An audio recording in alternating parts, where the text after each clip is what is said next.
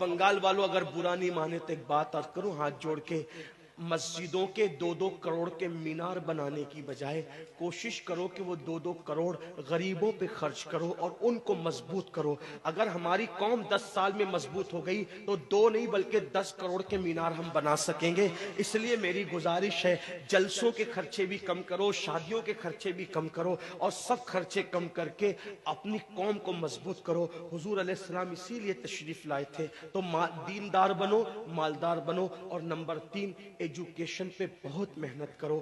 کوئی بھی جاہل نہ رہے، کوئی بھی ان پڑھ نہ رہے، خوب پڑھاؤ اپنے بچوں کو۔ 10ویں 12ویں تک کبھی مت رکنا، بلکہ اپنے بچوں کو IAS بناؤ، IPS بناؤ، ڈاکٹر بناؤ، انجینئر بناؤ۔ ڈاکٹر بھی BUMS والا مت بناؤ بلکہ MD اور اعلیٰ سے اعلیٰ ڈگری دلاؤ۔ اب آپ کہیں گے مولانا پیسے نہیں ہے، میں آپ سے کہتا ہوں ہر سال عید پہ نیا کپڑا نہ بنانا پڑے نہ بناؤ، دھلے ہوئے کپڑوں پہ عید کر لو، لیکن اپنے بچوں کی تعلیم پہ خرچہ کرو۔ اسی طریقے سے کسی اور جگہ پر پیسے لگانے کی بجائے 10 سال اگر ان 3 نکات پر آپ نے محنت کر دی، دیندار بنو، مالدار بنو اور ایجوکیشن کو عام کرو، ہر بندے کو پڑھا لکھا بناؤ۔ آپ کہیں گے مولانا نوکری نہیں ملتی، میں کہتا ہوں ہم نوکری کے لیے نہیں پڑھتے، ہم اچھا انسان بننے کے لیے پڑھتے ہیں۔ اس لیے کہ پڑھے لکھے کی تجارت میں ان پڑھ کی تجارت میں فرق ہے، پڑھے لکھے کی گفتگو میں ان پڑھ کی گفتگو میں فرق ہے، پڑھے لکھے کے اٹھنے بیٹھنے میں ان پڑھ کے اٹھنے بیٹھنے میں فرق ہے۔ دیکھو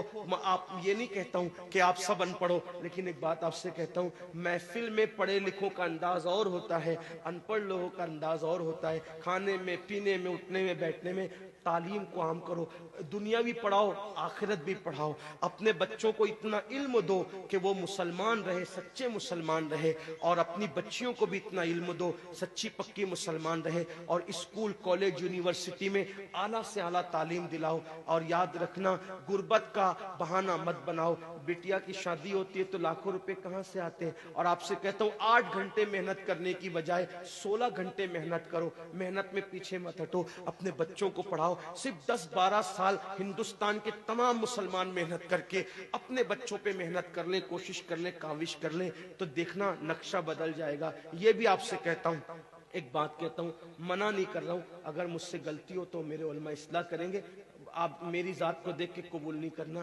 باپ کے چہلم پر 40 دیگ پکانے کی بجائے 1 دیگ پکاؤ، ان 40 دیگوں کا خرچہ بچا کر کسی بچے کی تعلیم پر اپنے باپ کے ایصال ثواب کے لیے خرچہ کر دو۔